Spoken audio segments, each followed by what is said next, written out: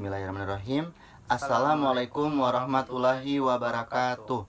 Perkenalkan, nama saya Rinaldi Dede bersama rekan saya Ramdan Mahmud. Baik, kami di sini dari kelompok 4 akan mempresentasikan hasil video pada mata kuliah bimbingan konseling dengan judul materi jenis-jenis layanan BK. Baik, langsung saja. Pada jenis-jenis layanan BK sendiri ada layanan orientasi. Jadi itu, layanan orientasi adalah layanan bimbingan yang dilakukan untuk memperkenalkan peserta didik baru dan atau seseorang terhadap lingkungan yang baru dimasukinya. Suasana dan hal-hal yang baru sering membuat seseorang merasa bingung, merasa terkendala atau untuk melaksanakan sesuatu kegiatan. Layanan orientasi sendiri adalah layanan bimbingan yang dikoordinir guru pembimbing dengan bantuan semua guru dan wali kelas dengan tujuan membantu mengorientasikan atau mengarahkan, membantu mengadaptasi siswa, juga pihak lain yang dapat memberi pengaruh terutama orang tuanya dan dari situasi lama kepada situasi baru. Kemudian yang kedua ada layanan penempatan dan penyaluran. Layanan penempatan penyaluran yaitu layanan bimbingan dan konseling yang memungkinkan peserta didik atau klien atau konseli memperoleh penempatan dan penyaluran yang tepat. Misalnya penempatan atau penyaluran dalam kelas, kelompok belajar, jurusan atau prodi, program latihan, magang, kegiatan kurikulur atau sebagainya. Kemudian yang ketiga itu ada layanan informasi. Layanan informasi dalam bimbingan dan konseling bertujuan untuk membekali individu dari berbagai pengetahuan dan pemahaman tentang bimbingan dan konseling yang berguna untuk mengendali diri, merencanakan dan mengembangkan pola kehidupan sebagai peserta didik, anggota keluarga, dan masyarakat. Kemudian selanjutnya itu ada layanan penguasaan konten. Layanan penguasaan konten membantu individu menguasai aspek-aspek konten tersebut secara tersinergitas. Dengan penguasaan konten, individu diharapkan mampu memiliki sesuatu yang berguna untuk memenuhi kebutuhannya serta mengatasi masalah-masalah yang dialaminya. Kemudian ada layanan mediasi. Layanan mediasi merupakan layanan konseling yang dilaksanakan konselor terhadap dua pihak atau lebih yang sedang dalam keadaan saling tidak menemukan kecocokan. Ketidakcocokan itu menjadikan mereka saling berhadapan dan saling bertentangan atau saling bermusuhan. Secara umum, layanan mediasi juga bertujuan agar tercapainya kondisi hubungan yang positif dan kondusif di antara para klien atau pihak-pihak bertikai atau bermasalah. Dengan kata lain, agar tercapainya hubungan yang positif dan kondusif di antara siswa yang bertikai atau bermusuhan. Kemudian ada layanan konsultasi. Layanan konsultasi ini bertujuan agar konsulti memperoleh wawasan, pemahaman, dan cara-cara yang diperlukan dalam menangani kondisi atau suatu permasalahan guna menunjang keberhasilan proses pembelajaran. Kemudian di layanan konsultasi juga ada layanan konseling oleh konselor sebagai konsultasi kepada konsulti dengan tujuan memperoleh wawasan, pemahaman, dan cara-cara yang perlu dilaksanakan konsulti dalam rangka membantu terselesaikannya masalah yang dialami pihak ketiga atau konseli yang bermasalah. Kemudian ada juga layanan konseling individual. Layanan konseling individual itu atau yang biasa disebut perorangan merupakan layanan konseling yang diselenggarakan oleh seorang konselor terhadap seorang klien dalam rangka pengentasan masalah pribadi klien. Dalam suasana tatap muka dilaksanakan interaksi langsung antara klien dan konselor, membahas berbagai hal tentang masalah yang dialami klien.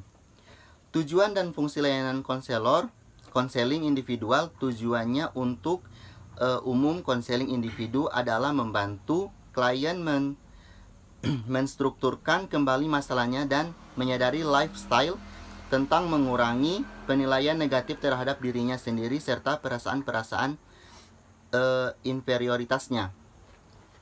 Kemudian ada juga layanan konseling kelompok. Layanan konseling kelompok sendiri merupakan upaya bantuan untuk dapat memecahkan masalah siswa dengan pemanfaatan dinamika kelompok. 3 layanan konseling kelompok memungkinkan secara bersama-sama memperoleh kesempatan bagi pembahasan dan pengatasan masalah masalah melalui dinamika kelompok dalam konseling. Selanjutnya itu ada juga layanan bimbingan kelompok. Layanan bimbingan kelompok sendiri adalah suatu kegiatan kelompok yang dilakukan antara pimpinan kelompok atau konselor dengan anggota kelompok atau konseli atau peserta didik yang memanfaatkan dinamika kelompok. Layanan bimbingan kelompok mempunyai 2 jenis layanan, yaitu bimbingan kelompok topik bebas dan bimbingan kelompok topik tugas atau AMTI 1991 141 sampai 115. Ada 2 jenis layanan bimbingan kelompok yang dapat dikembangkan, yaitu kelompok bebas dan kelompok saja.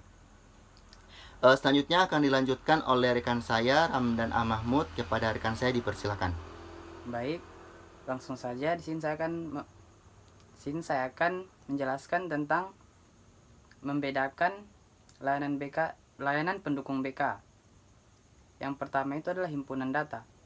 Himpunan adalah cara yang dilakukan oleh guru bimbingan konseling memperoleh data dan keterangan terkait dengan keadaan siswa. Dalam hal ini ada 3 tahapan untuk penyelenggaraan himpunan data, yaitu menghimpun data, mengembangkan data, dan menggunakan data. Yang kedua adalah konselor memanfaatkan data untuk menunjukkan kepada konseling bagaimana realitas kehidupan secara objektif sedang berlangsung. Data dalam hal ini membantu konselor untuk menunjukkan berbagai lingkup kondisi kehidupan pada aspek belajar, karir, dan data dan pribadi sosial. Yang kedua ada aplikasi instrumen. Aplikasi instrumen bimbingan dan konseling merupakan kegiatan pendukung bimbingan dan konseling untuk mengumpulkan data dan keterangan tentang peserta didik atau klien. Keterangan tentang lingkungan peserta didik dan lingkungan yang lebih luas yang dilaksanakan dengan berbagai instrumen, baik tes maupun non-tes. Aplikasi instrumen yaitu kegiatan mengumpulkan data tentang diri siswa dan lingkungan yang melalui aplikasi berbagai instrumen, baik tes maupun non-tes. Aplikasi instrumentasi merupakan kegiatan pendukung dilaksanakan untuk mengumpulkan data dan keterangan tentang siswa. Keterangan Tohirin juga mengungkapkan bahwa aplikasi instrumentasi dapat bermakna upaya pengungkapan melalui pengukuran yang dilakukan dengan menggunakan alat ukur instrumen atau kegiatan menggunakan instrumen untuk mengungkapkan. Dari beberapa pengertian di atas dapat disimpulkan bahwa aplikasi instrumen merupakan salah satu kegiatan pendukung dalam bimbingan konseling pola 17 plus yang digunakan oleh guru BK sebagai upaya untuk mengungkapkan data dan keterangan siswa dengan menggunakan alat ukur atau instrumen tertentu tentang lingkungan siswa serta lingkungan yang lebih luas, kondisi tertentu atas diri siswa. Yang ketiga adalah konferensi kasus, merupakan forum terbatas yang diupayakan oleh konselor untuk membahas suatu kasus dan arah-arah penanggulangannya direncanakan dipimpin oleh konselor, dihindari oleh pihak-pihak tertentu secara terbatas yang sangat terkait dengan penanggulangan kasus tersebut. Guru bimbingan dan konseling atau guru BK sebagai seorang guru yang secara khusus ditugaskan untuk memberikan layanan bimbingan kepada siswa, maka ia sebagai personil yang secara teknis menyiapkan dan melaksanakan konferensi kasus. Selanjutnya yaitu kunjungan rumah, merupakan upaya untuk mendeteksi kondisi keluarga dalam kaitannya dengan permasalahan anak-anak atau individu yang menjadi tanggung jawab konselor dan pelayanan konseling. Dengan KRU akan diperoleh berbagai informasi atau data yang dapat digunakan untuk lebih mengefektifkan layanan konseling. Fungsi utama bimbingan konseling yang ditopang oleh kegiatan kunjungan rumah ialah fungsi pemahaman. Home visit perlu dilakukan dalam rangka membantu menangani masalah siswa, walaupun tidak berlaku untuk seluruh siswa. Yang terakhir yaitu alih tangan kasus atau referral.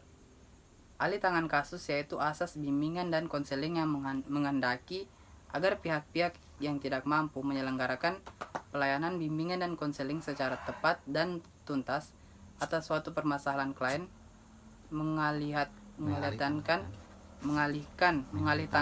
permasalahannya itu kepada pihak yang lebih ahli. Langkah-langkahnya itu yang pertama, komunikasi dengan peserta didik atau konseli dan orang tua untuk memperoleh persetujuan alih tangan kasus.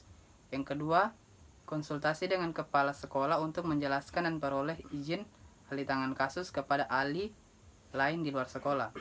Yang ketiga adalah mengirim peserta didik atau konseli untuk memperoleh layanan ahli.